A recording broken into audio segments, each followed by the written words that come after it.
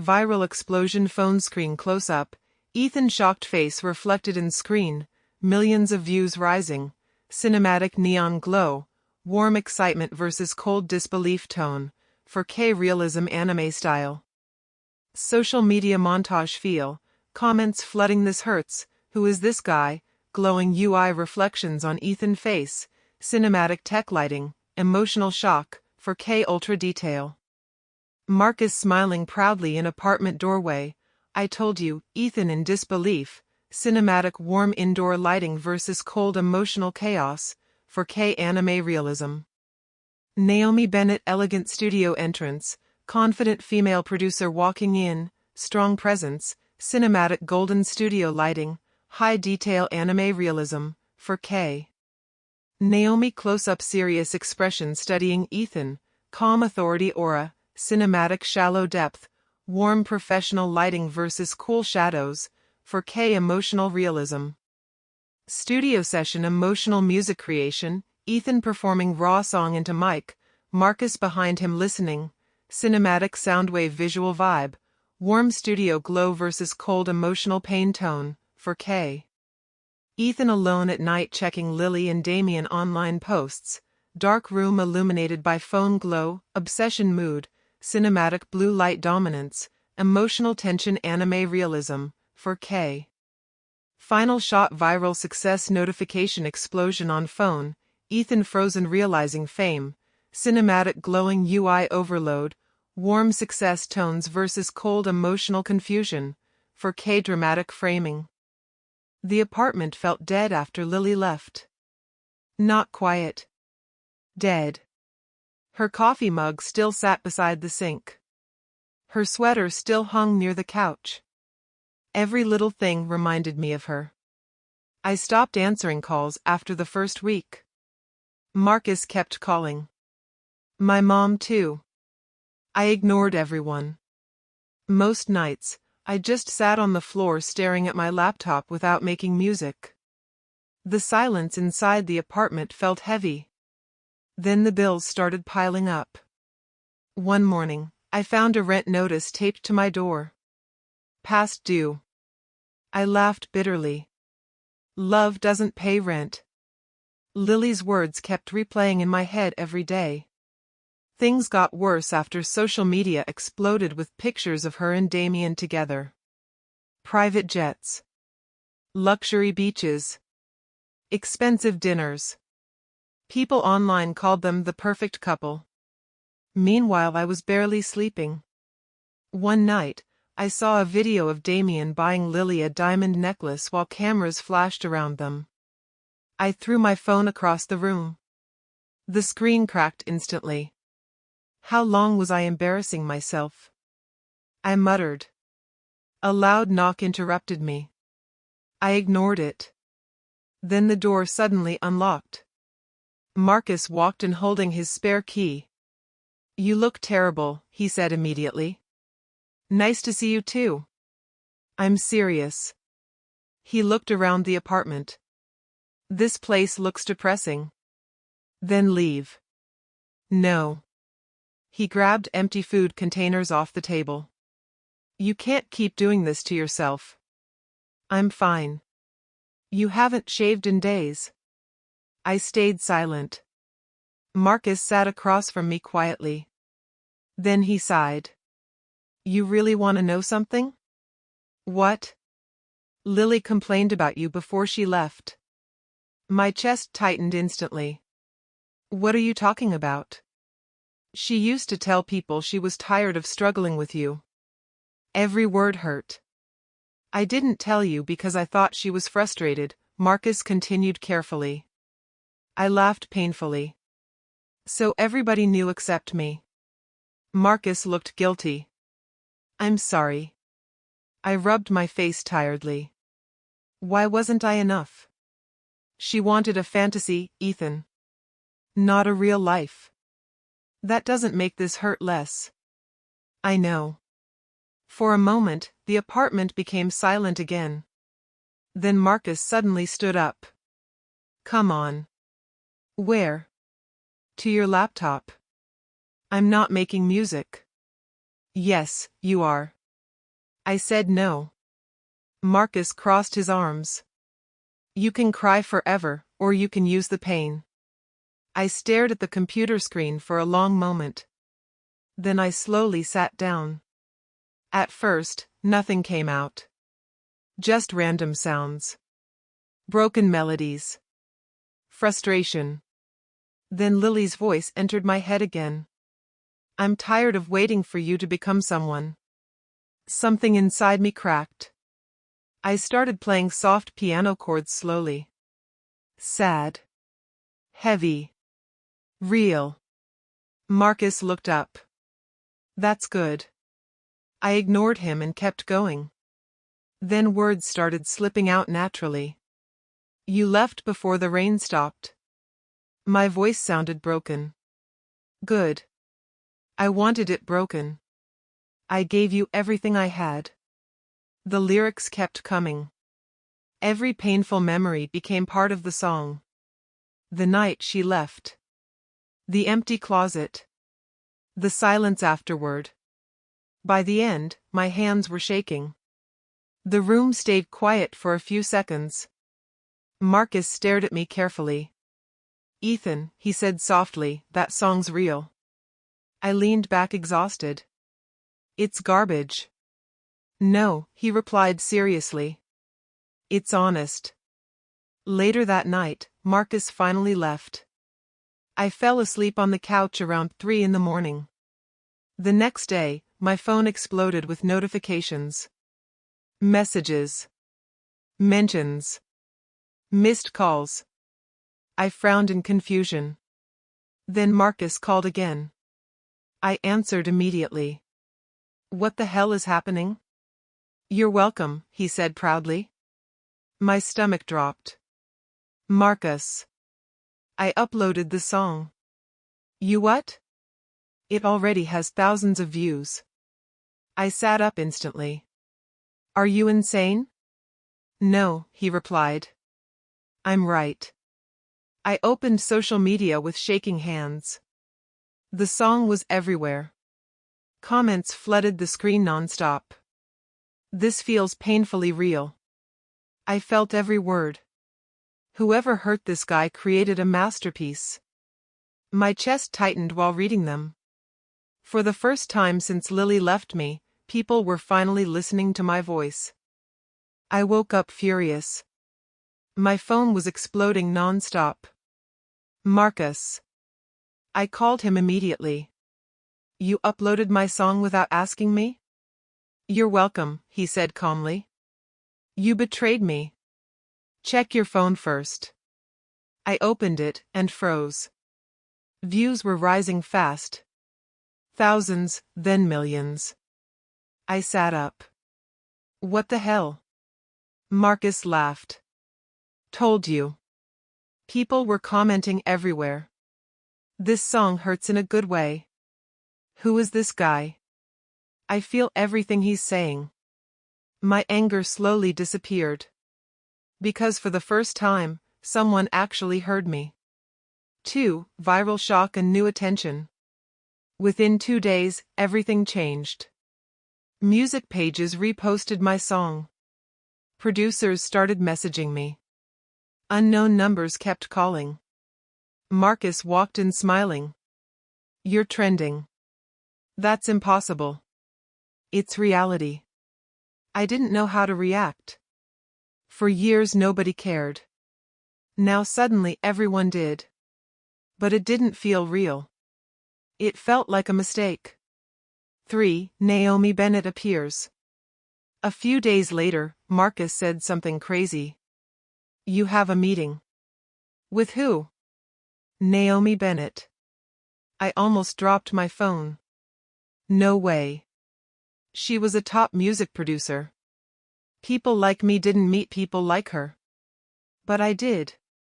In the studio, she looked at me carefully. You made that song? Yes. She leaned back. It's messy. My heart dropped. Then she added, but real. I looked up. She continued, most artists fake pain. You didn't. I stayed silent. Then she said something that stuck. I'll mentor you, if you stop letting your past control you. 4. Old wounds open again. My career started moving fast after that. Meetings. Studio work. Attention. But at night, I checked Lily's life. Every time. Damien's luxury posts. Her smiling face. It still hurt. Then news broke. Damien Vale involved in scandal. Cheating rumors. Violent arguments.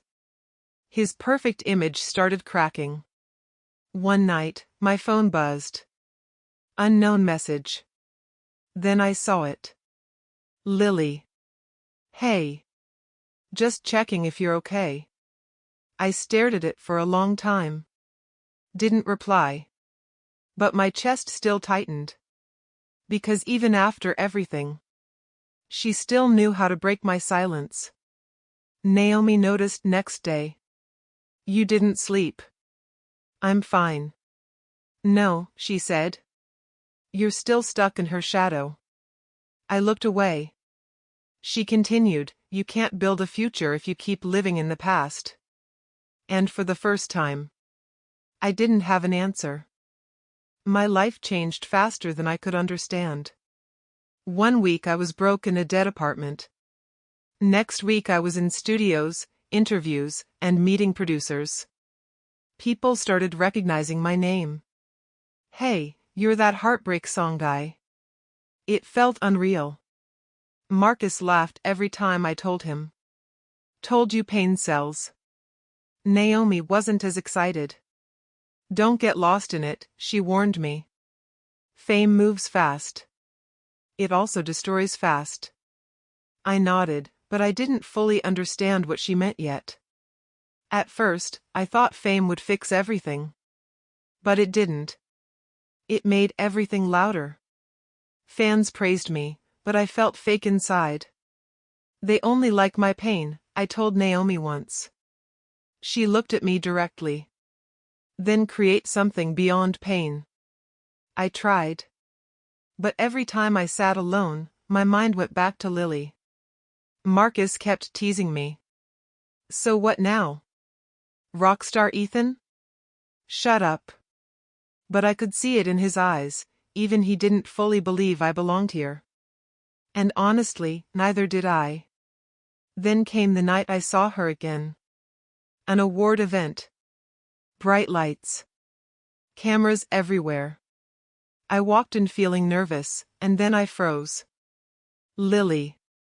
She stood across the room. Beautiful. But different. Her smile looked forced. Then I saw Damien beside her. He wasn't holding her hand like love. He was holding her like property. Reporters surrounded them. Perfect couple, someone shouted. Damien smiled for the cameras. But the moment flashlights stopped, he turned away from her completely. Like she didn't exist. Lily saw me. She walked toward me slowly. Ethan. I looked at her for a second. So many things came up inside me. But I said nothing. She tried again. Can we talk? I shook my head slightly. No. Her face fell. But I already walked away. Because I didn't trust myself. Not with her. Not anymore. That night, my phone rang late. Unknown number. I answered. Silence, then her voice. Ethan. She was crying. Badly. Damien, he embarrassed me in front of everyone. I stayed quiet. He said I don't matter. I was just a distraction. Her voice broke more. I don't know what I'm doing anymore. I held the phone, frozen. But I didn't say anything. Finally, I spoke coldly. You chose that life. Then I hung up. But after that, I couldn't sleep. Because for the first time, Hearing her pain didn't feel like victory. It felt like confusion. I tried to focus on my career. Studio sessions. Meetings. Music. Anything that didn't involve thinking about Lily. But she didn't disappear. She kept contacting me. Messages. Missed calls. I need to talk. Please, Ethan. I ignored them at first. Marcus noticed. You still care, he said. No, I don't. He laughed. That's a lie. Naomi also noticed something was wrong. You're distracted again. I'm fine. She didn't believe me. Your music is slipping. That hit harder than I wanted it to. Because she was right. One night, I finally gave in. I texted Lily. One meeting. That's it. She replied instantly. Thank you. We met in a quiet cafe far from cameras. She looked tired. Not the Lily I remembered. Not the Lily from Damien's parties. She sat down slowly. Ethan. I didn't smile. Talk. She hesitated. Then she said it. Damien is controlling my life. I frowned. What do you mean? Her voice dropped. He tracks my phone. He checks everything I do. I can't even breathe without him knowing. I stayed silent. She continued. If I leave, he'll destroy my reputation. I leaned back. And I'm supposed to believe this now? Her eyes filled. I'm not lying. I didn't know what to say. Because part of me wanted to believe her. But another part remembered everything she did to me. Lily looked down. I thought fame would fix everything, she said softly. I didn't respond. I thought money, status, all of it would make me happy. She laughed weakly. But I feel more trapped than ever. Silence. Then she whispered. I lost you, and I still ended up alone. That hit something inside me. But I stayed quiet. Because I couldn't forget the night she left me. I waited 6 years, I finally said. Her face tightened. I know. You didn't even hesitate. I was stupid, she said quickly. I was scared of being nothing. I looked away. Because I understood that fear. But it didn't erase the damage. Before I could answer her properly. Flash. Flash. Cameras. Outside the cafe. Too late. We turned. Reporters everywhere. Ethan. Are you back with Lily? Is she cheating on Damien? I stood up immediately. What the hell is this? Lily panicked. They followed me. Within minutes, the pictures were everywhere. Us together. Misleading angles. Fake headlines. Lily Hart secret meeting with ex. My phone exploded instantly. Marcus called first. You're trending again. Naomi texted. Stay out of this mess. But it was already too late. The next day, Damien appeared on live TV. Smiling. Calm. Dangerous. Then he said my name. That guy, he laughed. Just a pathetic ex using Heartbreak for attention. The room laughed with him. My hands tightened. He continued. Some people never move on because they have nothing else. That was it. Something inside me snapped. Not sadness. Not pain. Anger. Real anger. Marcus called me immediately. You okay? I didn't answer. Naomi tried calling too. But I didn't pick up. Because for the first time, I wasn't thinking like a broken man. I was thinking like someone who was done being controlled. I stood in my apartment that night. Quiet. Empty. But different. Lily's words replayed in my head. Damien's insults. The cameras. Everything. Then I said it out loud. No more. I grabbed my phone. Blocked Lily. Then I spoke again. No more control. I didn't feel weak anymore. I didn't feel lost. Just clear. For the first time. I wasn't running from them. I was stepping away from both of them. And I knew one thing for sure now. I would never let Damien or Lily decide my emotions again. Damien's downfall started suddenly, like someone pulled the ground from under him. One day he was untouchable, the next day his name was everywhere for the wrong reasons. Sofia Mendez's investigation hit like a storm. I didn't even know her well, just heard Marcus mention her before. She doesn't stop once she starts digging, Marcus said over the phone. And she started digging into Damien. At first, I didn't care. Then the headlines started changing. Damien Vale accused of abuse. Former staff speak out. Controlling behavior exposed. I kept scrolling, not sure why I couldn't stop. Then more people came forward. Ex-assistants. Ex-girlfriends. People from his team. All saying the same kind of things. He controlled everything. He broke people who tried to leave. Sponsors dropped him fast.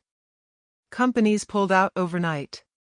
His clean image disappeared like it never existed. And Lily got caught in the middle of it. Pictures of her started spreading online again. Not glamorous this time.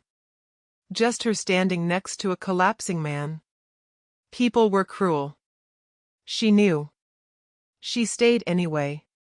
Fake couple exposed. I should have felt satisfied seeing all this. But I didn't. Instead, I just felt tired. Like none of this was fixing what broke inside me. At the same time, my second album dropped. No fake story. No marketing tricks. Just music. And it exploded. Charts. Streams. Interviews. Everything. Marcus was hyped every second. You're not just the Heartbreak guy anymore, he said. You made it. Naomi wasn't as excited. This is dangerous, she told me one night. What is? Fast success. Emotional chaos. You're not stable. I'm fine. She looked at me like she didn't believe a word. Then she said something that stuck. You're winning outside, but losing inside. I didn't answer. Because she was right. I just didn't want to admit it. A few days later, after a concert, I was backstage alone. The crowd noise had faded. I was still trying to calm my breathing when I heard shouting outside. Security yelling. Then a crash. Before I could react, Damien stumbled into the backstage area. He looked destroyed. Hair messy. Eyes red. Smelling like alcohol. Ethan, he shouted. Security grabbed him immediately, but he fought them. Get off me. I didn't move. He laughed loudly like he had nothing left to lose. You think you won something? No answer.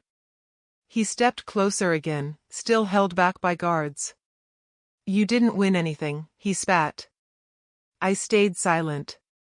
Then he leaned forward, voice lower now. Lily always wanted you, he said. Even when she was with me. That hit harder than it should have. My chest tightened slightly, but I didn't show it. He kept going. You think she loved me? She was just running from you. Security finally dragged him away. But before leaving, he shouted one last thing. You were always her first choice. Silence filled the room after that. No one spoke. No one moved. I just stood there staring at the empty space where he was. And for the first time in a long time, I didn't feel victorious. I just felt confused again.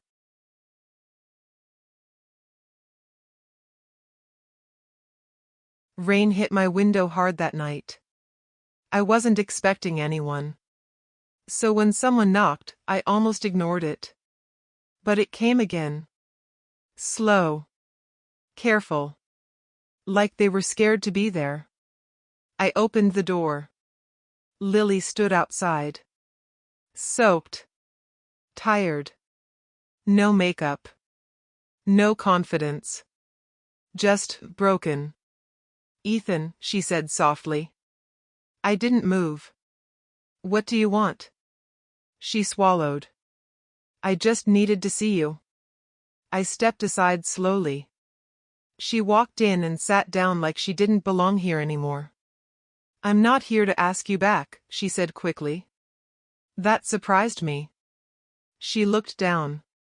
I just need to say sorry. Silence. Then she spoke again. I chased fame because I was scared of being ordinary. I stayed quiet. And I destroyed everything because of it. Her voice shook. I ruined you.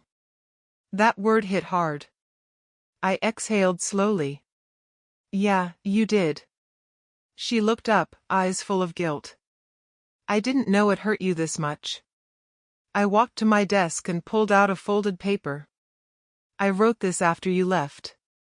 She took it with shaking hands. She read it. Line after line. Her face slowly broke. When she finished, she was crying. I'm sorry, she whispered. I nodded. I know. Then she asked quietly, do you hate me? I shook my head. No. That confused her. I just don't feel the same anymore. Her eyes widened. What does that mean? It means you don't control me anymore. Silence. Then she asked softly, can we try again? I looked at her for a long moment. And I answered honestly. I can't. Her breath stopped. I don't love you the way I used to. That broke her completely. She stepped back slowly. I thought I could fix this, she whispered. You can't fix what's already over, I said. She nodded, finally understanding. Before leaving, she said, I'm sorry. I replied quietly. I know. She walked out into the rain. And I didn't chase her. For the first time. I didn't want to. I closed the door after Lily left. And I didn't run after her. That alone felt strange, like I was doing something I was never strong enough to do before. Marcus called me that night. You okay? I looked around my apartment. Yeah, I said. I think I am. He laughed softly. That doesn't sound like you. Maybe I'm changing. Naomi called too. You sound different, she said. I feel different. That silence on her end said enough. Days turned into weeks. Weeks turned into months. Slowly, I stopped writing music about pain. One night in the studio, Marcus listened to my new track. This doesn't sound angry anymore. I'm not angry anymore, I said. He smiled. Good. Even my life started changing. I slept better. Ate better. Breathed easier. Then I met Ava again. My younger sister. We sat in a cafe. She looked at me and said, you finally look alive again. I smiled a little. I guess I do. She leaned forward. You don't have to stay stuck in one story forever. That hit me more than I expected. After that, we started talking again. Slowly. Normally. Naomi stayed close too, but differently now. No pressure. Just support. Then one night, I saw news about Damien. Lawsuits. Career collapse. Everything falling apart. I stared at it, but felt nothing strong. Not revenge. Not happiness. Just distance. Like it belonged to another life. Then came the biggest night of my career. Sold-out arena. Bright lights. Massive crowd. Backstage, Marcus looked at me. Nervous? No, I said. Naomi nodded. Then go remind them who you are. I walked on stage. The crowd roared. For a second, I stopped. Not scared. Just aware. I wasn't the broken guy anymore. The music started. And I sang. Not for Lily. Not for pain. Not for revenge. Just for me. And for the first time. It felt enough. I closed the door after Lily left. I didn't run after her. That alone felt strange, like I was finally doing something I couldn't before. That night, Marcus called. You okay? I looked around my apartment. Yeah. I think I am. He laughed softly. That doesn't sound like you. Maybe I'm changing. Naomi called too. You sound different. I feel different. Her silence said enough. Days blurred into weeks, weeks into months. Slowly, my music stopped carrying pain. One night, Marcus listened to a new track. This doesn't sound angry anymore. I'm not angry anymore, I said. He smiled. Good. Life changed quietly. I slept better. Ate better. Breathed easier. Then I met Ava, my younger sister. Over coffee, she said, you finally look alive again. I smiled. I guess I do. You don't have to stay stuck in one story forever, she added. Her words hit harder than I expected. Slowly, Ava and I reconnected. Naomi stayed close too, but differently, supportive, not pushing. One night, news of Damien's collapse flashed across my screen. Lawsuits. Career ruin. Everything falling apart.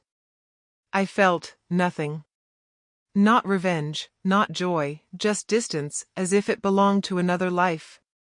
Then came the night that would define my career. A sold-out arena. Bright lights. A massive crowd. Backstage, Marcus asked, nervous? No, I said. Naomi nodded. Then go remind them who you are. I walked on stage. The roar of the crowd hit me, but I wasn't scared. I was aware. Not broken anymore. The music began. I sang, not for Lily, not for pain, not for revenge. Just for me. And for the first time, it felt enough. I closed the door after Lily left. The click echoed in the quiet apartment, a sound that felt heavier than usual, yet strangely final. I didn't chase her. I didn't call her back. I didn't even think about calling her. I just stood there for a long moment, my hand resting on the doorknob, as if the simple act of letting go was an unfamiliar strength I was only now discovering. It was strange. Strange and liberating. I realized that for so long, my life had been a series of reactions, angry, desperate, chasing things I couldn't hold.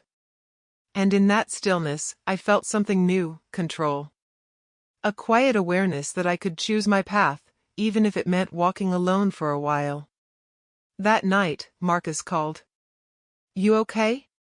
His voice carried concern, but also that familiar lightness that made it hard to carry darkness around him. I looked around the apartment, the dim glow of the streetlight through the blinds painting long shadows on the walls. Yeah, I said, my voice uncertain even to myself. I think I am. He chuckled softly. That doesn't sound like you. Maybe I'm changing, I admitted. Naomi called too. Her voice was careful, probing. You sound different.